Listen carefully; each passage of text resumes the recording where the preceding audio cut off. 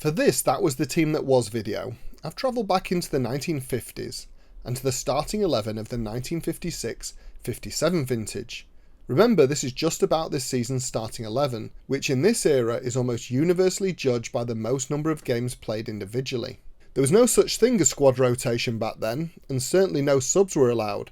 In this campaign, there were however a high number of cameos, as the Busby Babes, at their height, going for glory on three fronts over a 57-game season, certainly took its toll on the starting lineup. United were defending league champions and were looking to not only make it back-to-back triumphs, but also to make massive inroads into the European Cup. This would be the zenith of the Busby Babes' success. So let's start with the man between the sticks, keeper Ray Wood. Wood was quick and, due to his outstanding agility, a fine shot stopper. Unfortunately though, despite picking up a league title winners medal, he will best be known for being on the wrong end of the assault from Villa's McParland in the cup final, robbing the Babes of the elusive double. No one played every match this season, but Wood was one of the 4 United starting 11 who played the most. He kept 16 clean sheets over his 54 matches. Built like a brick privy, right back Bill Foulkes was another, like Wood, who played the joint most number of games during the campaign. Foulkes was supremely fit and as strong as an ox. He was also as quick across the ground as much as he was hard to beat in the air. There was no one in the 11 more prepared pre-match or focused on the task in hand.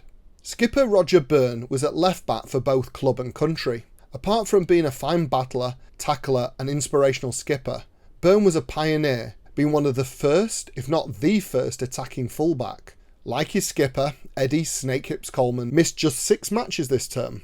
The youngster was a skillful entertainer, pulling off tricks and endearing the crowd to his abilities. But he wasn't just a showman, he was also a fine passer of the ball, albeit for an attacking halfback, he didn't get his rightful share of goals, just 1 in 51 matches.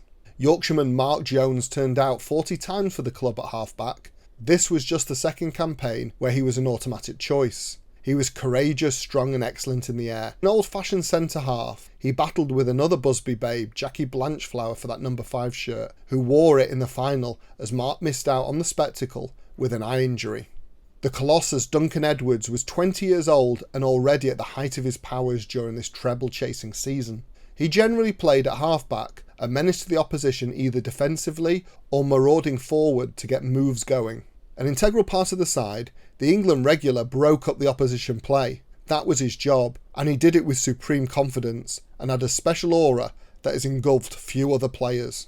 Johnny Berry was one of the earlier iconic number 7s we've had. He was a tricky winger, technically gifted and adept at dribbling, and must have left his opponents dazed and confused on a weekly basis. He was by far the most senior of the United starters in this list, almost 31 by the time he'd picked up his 3rd league championship medal with United, but still played the joint most matches of the 11, scoring 14 and being involved in countless others. One of the finest Irishmen to ever play for United wore the number 8 shirt in the 56-57 season, and Billy Whelan made every match count. Again, playing the joint most of any of the starting 11, Billy found the net 33 times, the second highest at the club this season, and had the most league goals. His highlight came with his mazy dribble in the European Cup quarter-final versus Bilbao, beating several players before blasting it home, which helped us crucially win the return leg.